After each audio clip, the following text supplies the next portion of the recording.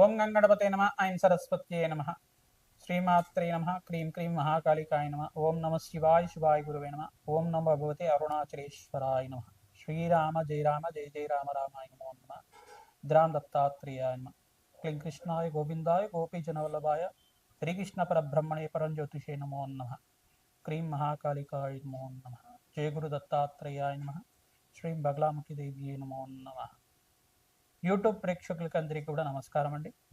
నేను పాలపర్తి గురునాథ శర్మ జ్యోతిష్యం వాస్తు సిద్ధాంతిని మీకంతా కూడా ఈ యొక్క గ్రహాల యొక్క స్థితిగతి కలియిక వాటి ప్రభావం అంతా కూడా జ్యోతిష్య శాస్త్ర ప్రామాణికంగా అంతా కూడా విశ్లేషణ చేయడం జరుగుతుంది. ఈ రోజున మనం చెప్పబోయే టాపిక్ ఏంటిదంటే ప్రధానంగా శనీశ్వరుడి యొక్క కారకత్వాలంతా కూడా విశ్లేషణ చేయడం జరుగుతుంది. ప్రధానంగా శనీశ్వరుడి యొక్క దోషాలంతా కూడా ఏ రకంగా ఉంటాయి మేషాది ద్వాదశ రాశుల వాళ్ళకి జన్మజాతకం ప్రకారంగా. ప్రధానంగా చూసుకుంటే శనీశ్వరుడు అంతా కూడా కర్మఫలదాతగా చెప్పడం జరుగుతుంది.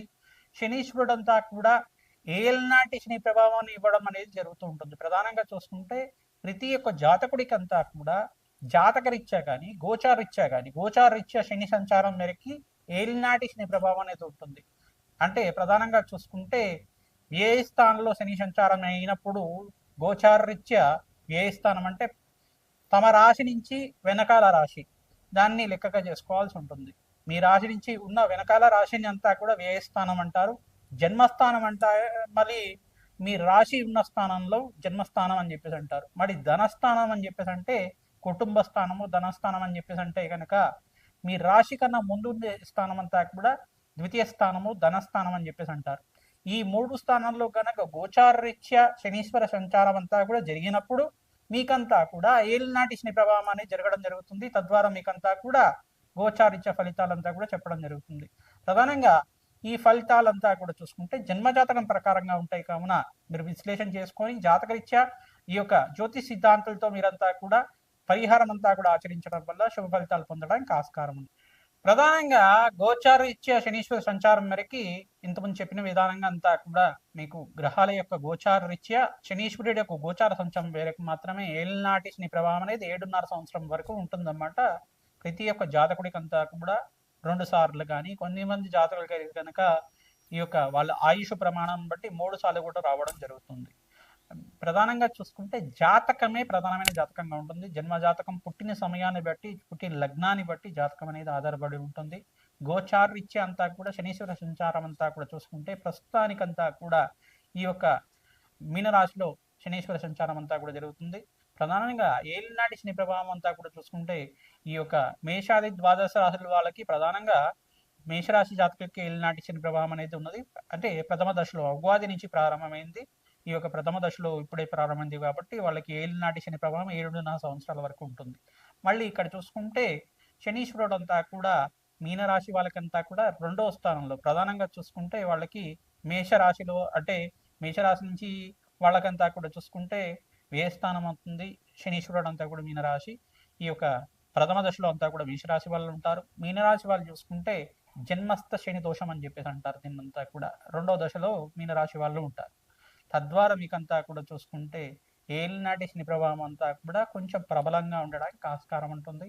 ఎటువంటి భయాలు అంతా కూడా పెట్టుకోవాల్సిన అవసరం లేదు. శనీశ్వరుడు అంతా కూడా ప్రశాంతమైన చిత్తంతో భగవంతుడు ఆరాధన చేసిన వాళ్ళకి, శ్రీరాముడి ఆరాధన చేసిన వారికి ప్రధానంగా శ్రీరామచంద్రస్వామి యొక్క నామస్మరణం మాత్రం చేతిని శ్రీరామ జయ రామ జయ జయ రామ రామ అనే నామాన్ని అంతా కూడా స్మరించడం మాత్రం చేతిని సకల గ్రహ దోషాలు నివారణ అవుతాయి, పటాపంచలు అవుతాయి. ప్రధానంగా కోటి యజ్ఞాల ఫలితాలు ప్రధానంగా అగ్నిష్టోమ, వాజపన, శాంతపన, బ్రహ్మయజ్ఞాతి, శతశస్త్రాశ్వమేధ యాగాదులు కోటి యజ్ఞాల ఫలితం అంతా కూడా భగవంతుడి నామస్మరణ మాత్రం చేతనే వస్తూ ఉంటాయి. మీరు ప్రధానంగా చూసుకుంటే మనోవాంఛలంతా కూడా తీరాలి. ప్రధానంగా ధార్మికమైన జీవితం జీవిస్తూ ప్రతినిత్యం కూడా భగవంతుడు ఆరాధన చేస్తే శనీశ్వర దోషం అంతా కూడా ఎటువంటి ప్రభావం లేకుండా ఉంటుంది. ధార్మికమైన జీవితం జీవించాలి. ధర్మపదంగా జీవితాన్ని జీవించడానికి ప్రయత్నం చేయాలి. ప్రతి విషయంలో కూడా ధర్మపదంగా జీవితాన్ని నడవడిక అనేది ఉంటే కనుక అమ్మవారి అనుగ్రహం వల్ల మీకు అంతా కూడా మంచి జరగడానికి ఆస్కారం ఉంటుంది. సకల గ్రహదోష నివారణకంతా కూడా మీకు పరిష్కారం చెప్పడం జరుగుతుంది.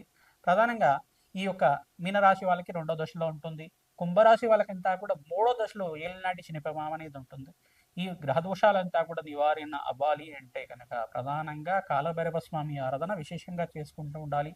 ప్రతినిత్యం కూడా ప్రతి మాసంలో మీరు పౌర్ణమి లేదు అమావాస్య వేళల్లో కానీ, మరి అష్టమి నవి తిథుల్లో కానీ, ప్రధానంగా శనివారం వేళల్లో కానీ రావి చెట్టు వేప చెట్టు ఉన్న ప్రాంతం దగ్గర ఈ యొక్క నువ్వుల నూనెతో దీపారాధన చేసి అక్కడ పిప్పలాద ఋషి ప్రోక్త శని స్తోత్రం అనే స్తోత్రం ఉంటుంది. ఆ స్తోత్రాన్ని అంతా కూడా ప్రతినిత్యం కూడా పఠనం చేసుకోవడం, పిప్పలాద ఋషి యొక్క నామస్మరణ మాత్రం చేతిని ఏలినాటి శని ప్రభావం అంతా కూడా నివారణ అవుతుందని చెప్పేసి వరమిచ్చారన్నమాట. ఈ యొక్క తద్వారా పిప్పలాద ఋషి యొక్క చరిత్రనంతా కూడా పారాయణం చేసుకోవడం, వెంకటేశ్వర స్వామి వారి ఆరాధనతో మీరు పిండి దీపారాధన అంతా కూడా ఆచారం మేరకు మీకు అదంతా కూడా ఇంట్లో పిండి దీపారాధనంతో చేసి వెంకటేశ్వర స్వామి వారి యొక్క నామస్మరణ చేసుకోవడం, గోవింద నామాలు కానీ అష్టోత్తర నామాలు కానీ తులసిమాల సమర్పించి అంతా కూడా తులసితోటి అష్టోత్తర నామాలు అంతా కూడా ఆచరించడం వల్ల ఏలినాటి శని ప్రభావం పోతుంది. తద్వారా మీకు అంతా కూడా ఆనందమైన జీవితం జీవించడానికి అష్టైశ్వర్య ప్రాప్తి కలగడానికి ఆస్కారం ఉంటుంది. కర్మఫలదాత శని అంతా కూడా ప్రధానంగా చూసుకుంటే శనిశ్చరాయ నమః, నిదానంగా నరిచేవారు అని చెప్పేసి, మందగమనుడు అని చెప్పేసి చెప్తారు. ఛాయా మార్తాండ సంబోధుడిగా చెప్పడం జరుగుతుంది. న్యాయ నిర్ణేతగా, న్యాయ ఫలదాతగా కర్మ ఫలితాన్ని అనుభవించే విధంగా చేయడం జరుగుతుంది. శనీశ్వరుడు అంతా కూడా ప్రధానంగా చూసుకుంటే ధర్మపదంగా జీవితం జీవించే వాళ్ళకి ఎటువంటి దోషాలంతా కూడా లేకుండా చేస్తారు. రాజునంతా కూడా వాళ్ళ ధార్మికమైన జీవితం అంతా కూడా ఏ రకంగా ఉంది, ధర్మపదంగా జీవిత విధానం ఉందా లేదా, వీళ్ళు జీవితంలో అంతా కూడా ఎటువంటి శ్రేయస్సు కోరుకుంటున్నారు, ప్రధానంగా మానవాళికంతా కూడా ఎటువంటి శ్రేయస్సు చేస్తున్నారు అనేది రాజు యొక్క జీవిత విధానాన్ని బట్టి ఉంటుంది. ఈ యొక్క రాజునంతా కూడా పరీక్ష పెడుతుంటారు. తద్వారా మీకంతా కూడా మానవాళికి శ్రేయస్సు ఏ రకంగా జరుగుతూ ఉంటుంది. శనీశ్వరుడు అంతా కూడా మానవాళి మీద కూడా తమ యొక్క శక్తిని అంతా కూడా వక్ర దృష్టిని కావచ్చు, ఏలినాటి శని ప్రభావం వల్ల కావచ్చు, కర్మ ఫలితాన్ని అనుభవించే విధంగా చేయడం మాత్రం చేస్తుంటారు. ఎప్పుడైతే కనుక భగవంతుడు ఆరాధన శనీశ్వర అభిషేకాలంతా కూడా ఆచరిస్తూ ఉంటాం, పరమేశ్వరుడు అభిషేకాలంతా కూడా ఆచరించడం వల్ల సకల గ్రహదోష నివారణ అవుతుంది. మీరు చేసుకున్న కర్మ ఫలితాన్ని అంతా కూడా దుష్కర్మలు ఏమైనా పూర్వజంలో చేసుకుని ఉంటే తెలిసి కానీ తెలియకుండా కానీ సకల గ్రహదోష నివారణ జరుగుతుంది, సకల పాప విముక్తి అవుతుంది, సకల పాపాలంతా కూడా పటాపంచలు అవ్వడానికి ఆస్కారం ఉంటుంది. ఈ యొక్క స్తోత్రాలంతా కూడా పఠనం చేసుకుంటూ ఉండాలి. శనీశ్వర ఈ యొక్క కవచాన్ని ప్రతినిత్యం కూడా పారాయణం చేసుకోవడం, హనుమత్ కవచాన్ని పారాయణం చేసుకోవడం వల్ల, ప్రధానంగా సుందరాకాండ పారాయణం అంతా కూడా ప్రవచనంలాగా ప్రతినిత్యం కూడా వినడం వల్ల తద్వారా మీకంతా కూడా శనీశ్వర దోష నివారణ జరగడానికి ఆస్కారం ఉంటుంది. ప్రధానంగా బాలకాండని, రామాయణంలో బాలకాండనంతా కూడా వినడం వల్ల మీకు సకల గ్రహదోష నివారణ అవడానికి ఆస్కారం ఉంటుంది. సీతారాముల కళ్యాణ ఘట్టానంతా కూడా ప్రతినిత్యం కూడా పారాయణం చేసుకోవాలి. ప్రధానంగా సీతారాముల కళ్యాణం అంతా కూడా ఏ రకంగా జరిగిందని ప్రవచనంలాగా వింటూ ఉండడం వల్ల ఏలినాటి శని ప్రభావం అంతా కూడా నివారణ అవుతుంది, సంతాన అభివృద్ధి కలుగుతుంది, సత్సంతాన యోగం కలుగుతుంది, శీఘ్ర కళ్యాణ యోగం కలగడానికి ఆస్కారం ఉంటుంది, వంశాభివృద్ధి కలగడానికి ఆస్కారం ఉంటుంది, అష్టైశ్వర ప్రాప్తి కలగడానికి ఆస్కారం ఉంటుంది. ఇటువంటి పారాయణాలు చేసుకోవడం వల్ల అష్టైశ్వర ప్రాప్తి కలుగుతుంది. తిలహోమం అని చేస్తూ ఉంటారు ప్రధానంగా పురుష సూక్త విధానంగా, మూలమంత్ర సహితంగా ఈ యొక్క కాలభైరవ శాంతి హోమాది కార్యక్రమాలు కానీ, ప్రత్యంగరాదేవి హోమాది కార్యక్రమాలు కానీ, ప్రధానంగా మహాకాళి మూలమంత్ర సహితంగా కాలభైరవ శాంతి హోమాది కార్యక్రమాలు కానీ, దత్తాత్రేయ శాంతి హోమాది కార్యక్రమాలు కానీ ఆచరించడం వల్ల ఏలినాటి శని ప్రభావం అంతా కూడా నివారణ అవ్వడానికి ఆస్కారం ఉంటుంది. ప్రధానంగా హనుమతారాధనలో భాగంగా ప్రతినిత్యం కూడా సింధూరాభిషేకాది కార్యక్రమాలు, వడమాల సమర్పించడం, నాగవల్లి దళార్చన పూజ అంతా కూడా ఆచరించడం, అరటి పళ్ళంతా కూడా స్వామివారికి నివేదన చేసి, అరటి పళ్ళతో అష్టోత్తర నామాలు సహస్రనామాలతో చేసి ఆ అరటి పళ్ళంతా కూడా స్వామివారికి నివేదన చేసి ఆ అరటి పళ్ళతోటి హోమానంతా కూడా ఆచరించడం, మూలమంత్ర సహితంగా శ్రీరామ మూలమంత్ర సహితంగా హనుమత్ మూలమంత్రంతో సంపుటితం చేసుకొని హోమానంతా కూడా ఆచరించి ఆ అరటి పళ్ళంతా కూడా నివేదన చేసిన అరటి పళ్ళని కూడా భక్తులకి పంచడం వల్ల మీ జాతకరీత్యా ఉన్న సకల గ్రహదోష నివారణ అవుతుంది. మన్య సూక్త పారాయణం ఆచరించాలి. తద్వారా పవమాన సూక్త పారాయణం ఆచరించడం వల్ల సకల గ్రహదోష నివారణ అవుతుంది. తద్వారా అష్టైశ్వర ప్రాప్తి కలగడానికి ఆస్కారం ఉంటుంది. శ్రీరామ జయ రామ జయ జయ రామ రామ నామాన్ని ప్రతినిత్యం కూడా నామాన్ని స్మరణం చేయండి.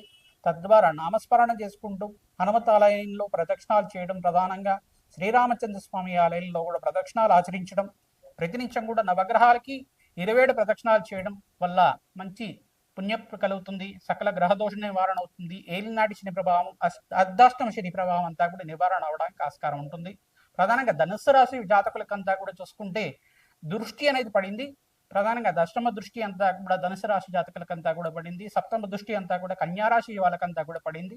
ఈ గ్రహదోషాల నివారణ అంతా కూడా కలగడానికి మీకు అంతా కూడా గ్రహదేవతల అనుగ్రహం కావాలి. ప్రధానంగా శనీశ్వరుడు అంతా కూడా మీకు అనుగ్రహించడానికి ప్రతినిత్యం కూడా శనీశ్వరుడికంతా కూడా ప్రీతికరంగా శనీశ్వరుడికి ఈ యొక్క తైలాభిషేకము తిలదానం చేయించుకోవడం వల్ల శుభమైన ఫలితాలు పొందడానికి ఆస్కారం ఉంటుంది. తద్వారా మీకు కర్మ ఫలితాన్ని నుంచి బయటపడి అదృష్ట యోగం కలిసి రావడానికి శనీశ్వరుడు అనుగ్రహం ఆశీర్వాదం వల్ల మంచి ఫలితాలు పొందడానికి ఆస్కారం ఉంటుంది. శనీశ్వరాయ నమః. దత్తాత్రేయాయ నమః. కర్కాటక రాశి జాతకులకి లగ్నం తెలిసి ఉంటే కనుక లగ్నాన్ని చూసుకోండి, లేదు రాశి తెలిసి ఉంటే కనుక రాశిని చూసుకోండి. ప్రధానంగా చూసుకుంటే కర్కాటక లగ్నము కర్కాటక రాశి జాతకులకి ప్రధానంగా శనీశ్వరుడు ఇక్కడ దోషకారిగా లేరు. కానీ కాకపోతే జన్మజాతకంలో అంతా కూడా ఈ యొక్క శనీశ్వరుడు ఏ స్థానంలో అంతా కూడా సప్తమాధిపతి ఏ స్థానంలో ఉన్నారో చూసుకోవాల్సి ఉంటుంది. ప్రధానంగా సప్తమంలో రాహుతో పాటు కానీ ఇక్కడ అంగారకుడితో పాటు కానీ లేదు కేతుతో పాటు కలిసి ఉంటే కనుక దోషకారిగా ఉంటాడు. ప్రధానంగా చూసుకుంటే శనీశ్వర భగవానుడికి అంతా కూడా ప్రీతికరంగా తైలాభిషేకం ఆచరించడం, హనుమత్ దేవాలయంలో ప్రతినిత్యం కూడా వడమాలలు సమర్పించడం, ప్రధానంగా చూసుకుంటే పూర్వభద్ర నక్షత్రం రోజు కానీ ఈ యొక్క ఆదివారం రోజు కానీ మరి గురువారం రోజు కానీ శనివారం రోజైనా కానీ ఈ యొక్క సకల గ్రహదోష నివారణ కోసం అని చెప్పేసి ఈ యొక్క సింధూర అభిషేకాది కార్యక్రమాలు ఆచరించడం, ప్రధానంగా మన్యయుక్త పారణం అంతా కూడా వేద పండితులతో ఆచరించడం వల్ల ప్రతినిత్యం కూడా ఈ యొక్క అరటి పనులను నివేదన చేసి భక్తులకు పంచడం వల్ల హనుమతే శ్రీరామదూతాయ నమః. ఓం హనుమతే శ్రీరామదూతాయ నమః. ఓం నమో భగవతే హనుమతే శ్రీరామదూతాయ నమః అనే నామాన్ని ప్రతినిత్యం కూడా జపాన్ని ఆచరించడం వల్ల సకల గ్రహదోష నివారణ అవడానికి ఆస్కారం ఉంటుంది. శ్రీరామ జయ రామ జయ జయ రామ రామ నామానికి కూడా ప్రతినిత్యం కూడా శ్రీరామచంద్ర స్వామికి ప్రీతికరంగా ప్రతినిత్యం కూడా నామస్మరణ మాత్రం చేతనే సకల గ్రహదోష పటాపంచలు అవ్వడానికి ఆస్కారం ఉంటుంది. ప్రతినిత్యం కూడా హనుమత్ కవచాన్ని పారాయణం అంతా కూడా ఆచరించాలి. ప్రధానంగా చూసుకుంటే బాలకాండన్ అంతా కూడా వేద పండితులతోటి పారాయణం అంతా కూడా ఆచరించడం వల్ల జాతకరీత్యా ఉన్న సకల గ్రహదోష నివారణకి ఆస్కారం ఉంటుంది. ప్రధానంగా హనుమాన్ చాలీస పారాయణం అంతా కూడా భక్తులతో సామూహికంగా ఆచరించడం వల్ల జాతకరీత్యా ఉన్న శనీశ్వర ప్రభావం అంతా కూడా తగ్గి మీకంతా కూడా భగవంతుడు అనుగ్రహం వల్ల జగన్మాత అనుగ్రహం వల్ల మంచి శుభమైన ఫలితాలు పొందడానికి ఆస్కారం ఉంటుంది. అష్టైశ్వర ప్రాప్తి కలగడానికి సప్తమాధిపతి శనీశ్వరుడు అనుగ్రహం ఖచ్చితంగా కావాలి. జీవితంలో మనశ్శాంతమైన జీవితం కావాలన్నా, అన్యోన్యమైన దాంపత్యం కావాలన్నా, అష్టైశ్వర ప్రాప్తి కలగాలన్నా, సత్సంతాన యోగం కలగాలన్నా ఈ యొక్క కర్కాటక రాశి జాతకులకంతా కూడా కర్కాటక లగ్న జాతకులకి శనీశ్వరుడు అనుగ్రహం అంతా కూడా చాలా బాగా ఉండాలి. తద్వారా మీరంతా కూడా ప్రతినిత్యం కూడా పరమేశ్వరుడు ఆరాధన ఆచరించండి. ప్రధానంగా లక్ష్మీ నరసింహస్వామి ఆరాధన ఆచరించడం వల్ల సకల గ్రహదోష నివారణ అవుతుంది. అష్టైశ్వర ప్రాప్తి కలగడానికి ఆస్కారం ఉంటుంది. కూష్మాడ దానం అంతా కూడా బ్రాహ్మణత్వం దానం చేయడం, నల్లనమ్ములు దానం చేయడం వల్ల మీకంతా కూడా మంచి ఫలితాలు పొందడానికి ఆస్కారం ఉంటుంది. జాతకరీత్యా దోషానికంతా కూడా పరిష్కారం ఆచరించాలి. చండీ హోమాది కార్యక్రమాలు తరచుగా చేసుకోవడం వల్ల అష్టైశ్వర ప్రాప్తి రాజయోగ ప్రాప్తి కలగడానికి ఆస్కారం ఉంటుంది. సం శనీశ్వరాయ నమః. దత్తాత్రేయాయ నమః.